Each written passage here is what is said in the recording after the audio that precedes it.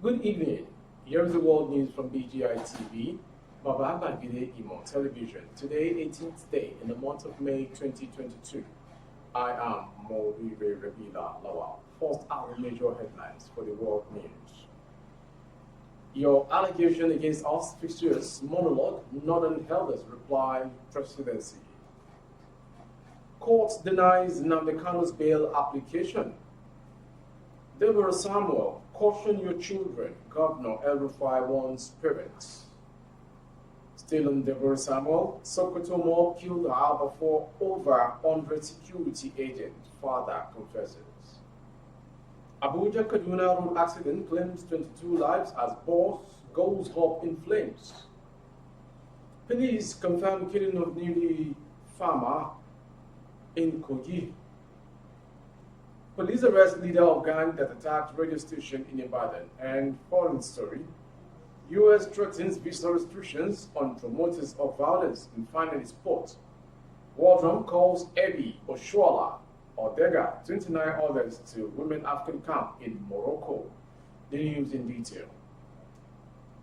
The Northern Elders Forum on Wednesday slammed the presidency for what it described as fictitious monologue by Malam Garba Shehu, the special assistant to the president on media, over the allegation that it called for some sections of the country to secede. According to a statement signed by NEF's Director of Publicity and Advocacy, Dr. Akim Baba Ahmed, the Northern Elders insisted that they make no such call and advised leaders to note the very sensitive times in the country. The statement was titled Statement by Northern Elders Forum on False Claim by the President. It read, the attention of Northern Elders Forum has been drawn to a statement by Malam Garba Shehu, Special Assistant to the President on Media, claiming that the forum has released a statement instigating a section of Nigeria to leave the country. Malam Garba Shehu's statement did not quote a single word in the statement, did not mention its signatory or its dates. As a former journalist, he must know that no self-respecting journalist would take this statement seriously. His statement was entirely a monologue castigating the forum over fiction which only he can understand. Justice Binta Inyako of the Federal High Court, sitting in Abuja, has denied the bail application of the leader of the indigenous people of Biafra, IPOB, Nnamdi Kanu. Ruling on the bail application, Justice Binta Inyako said the issue of Kanu's absence in the past since 2017 should be determined before his bail application will be entertained. She added that Kanu breached his former bail conditions, and until that is heard, his present bail application is immature. Ahead of the ruling on the bail application on Wednesday morning, the federal government had filed a 6-count amended charge against Kanu. Justice Inyako, however, berated the prosecution for filing the amended charge just hours before the ruling. She said she was not aware of the amended charge until she got to the court in the morning. According to her, the prosecution cannot dump the new amended charge on the counts on the morning of the hearing. Kaduna State Governor Malam Nasir El-Rufai on Tuesday advised parents on proper conduct of their wards and to avoid actions that could be seized upon by mischief makers to create tension. El-Rufai's comment followed the mother of Deborah Samuel, a 200-level student of College of Education who was accused of assaulting Dr. Muhammad in Sokoto State. Following the ugly incident, security operatives arrested and detained 2 suspects in connection with the dastardly act. However, the following day, youth in the city embarked on the violent protest, demanding the release of the suspects. For fear of escalating into the state, Governor El-Rufai banned any form of religious protest in the state. On Sunday, May 15, 2022, the Kaduna Commissioner of Police on an observation tour went around the city to ensure the order was strictly adhered to. Following the compliance across the state, Governor El-Rufai on Tuesday, in a statement by his Commissioner for Internal Security and Home Affairs, Mr. Samuel Arua, conveyed his appreciation to religious, traditional, and community leaders as well as security agencies in Kaduna State for their sincere and spirited pursuit of peace interventions. According to him, the governor expressed his commendation after a review of the security situation in light of recent tensions over development in another northern Nigerian states. Still on Deborah Samuel's issue, Garba Emmanuel, the father of late Deborah Samuel, who was gruesomely killed and burnt in Sokoto last Thursday, has narrated how his daughter was killed. At this truth, Emmanuel, in an interview with Live Online Nets, described his 22-year-old daughter as a humble girl who wanted a bright future, believed so much in the Lord, and did not play with church activities.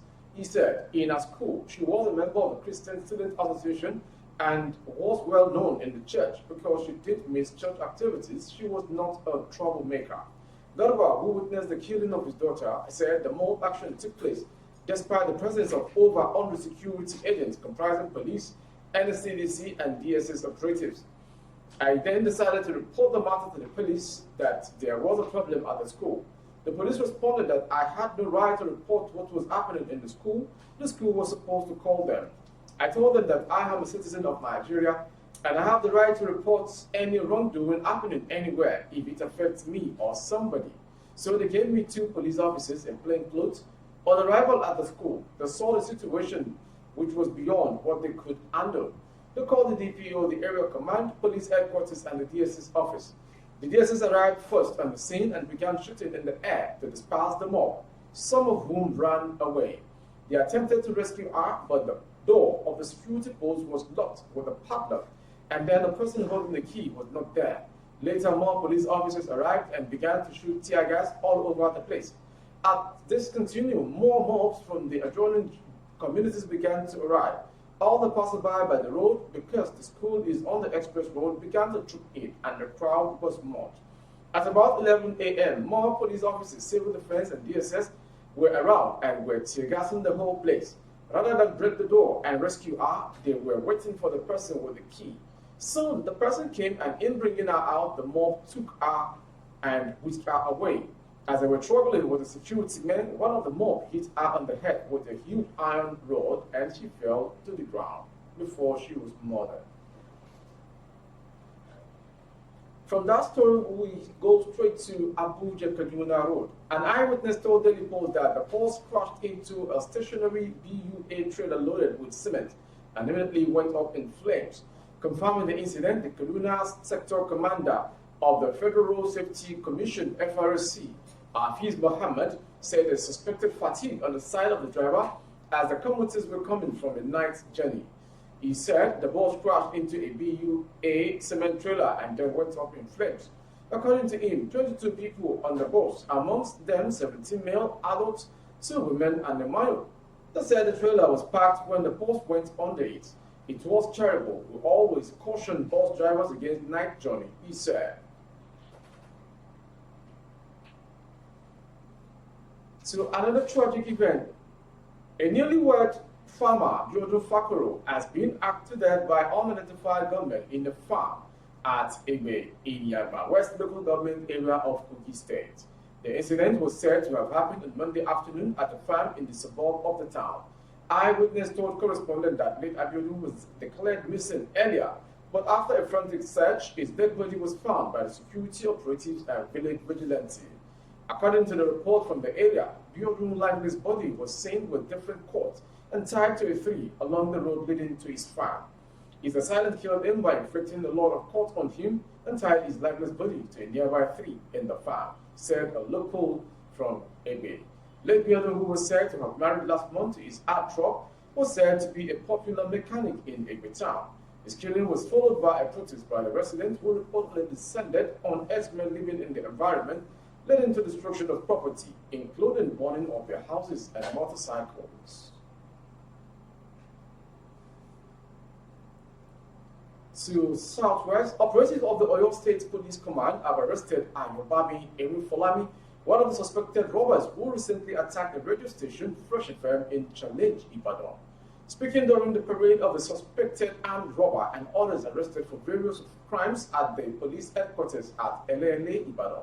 On Tuesday, the State Commissioner of Police, Ngozi Onodeko, newly promoted to an Assistant Inspector General of Police, said that the suspect, who specialized in robbing hotels, hospitals, and other public places, had attacked the radio station on April 10th and dispossessed employees on duty of huge sums of money, expensive mobile phones, and an FM radio transmitter laptop at gunpoint. Another code said the incident was reported at the monitoring unit of the command, led by the commander, CSP Olushola Remu, and an investigation was launched to apprehend the perpetrators. The police board said a similar operation was carried out by members of the gang at different hotels within the Ibadan metropolis, while on March 24th, the gang also stormed a hospital at Ring Road area, where patients and medical workers were attacked and dispossessed of their valuables. She said, however, following the discreet investigation by operatives of the monitoring unit, the kingpin of the gang was arrested in his hideout in connection with the crimes. Upon interrogation, the suspect confessed to the crime and series of other criminal activities he had masterminded with his syndicate members in different parts of Oyo State. Investigation is still ongoing to crack the criminal network and other members of the gang who are at large, with a view to recovering the valuable items that were carted away during the operation. From that story, we go straight to the foreign story. The United States of America says it will impose visa restrictions on anyone who promotes violence as Nigeria holds its general election in 2023. America's Deputy Assistant Secretary of State for Africa, Mrs. Michelle Gonzalez, handed out the warning at an international conference with the theme, United States Policy on Nigeria's National Decision in the 2023 elections held at Johns Hopkins University, United States. NAN reports that the conference, which was held at the School of Advanced International Studies in Washington, D.C., virtually brought together Nigerian and American policy communities to discuss issues around the 2023 general elections. Gonzalez said the United States government will continue to use our messaging as well as other diplomatic channels at our disposal, including visa restrictions, which warranted to disuse those who may be tempted to use violence to undermine Nigeria's democratic process. Finally, sport news.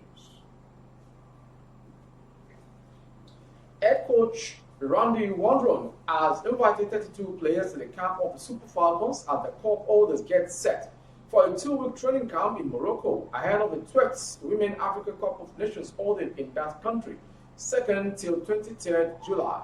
Goalkeeper Chiamaka Nnadozie, defender and captain Onome Ebi, midfielders Rasheedat Ajibade and Tony Payne, and forward Francisca Odega, Desiree Aparanozie and Aziza Toshola, among others, those called to 2 weeks intensive training program.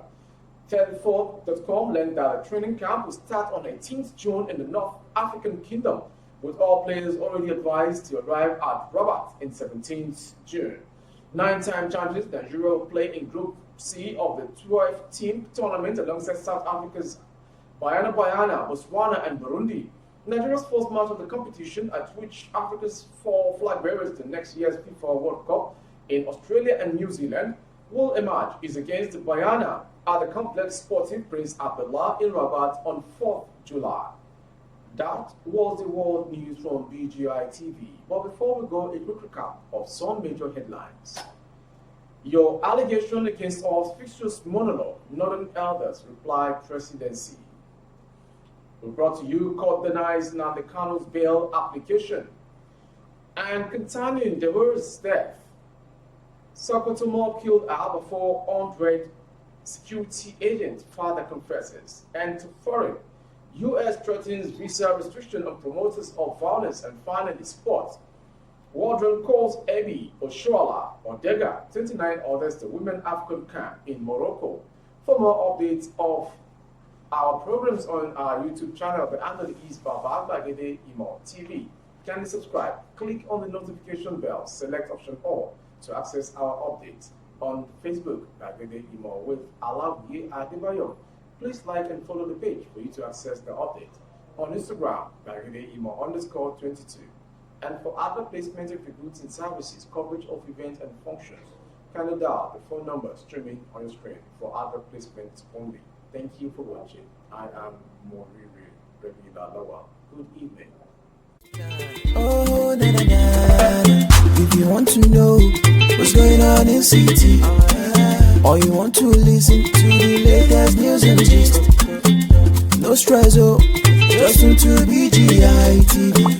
BGI TV, that one in a million.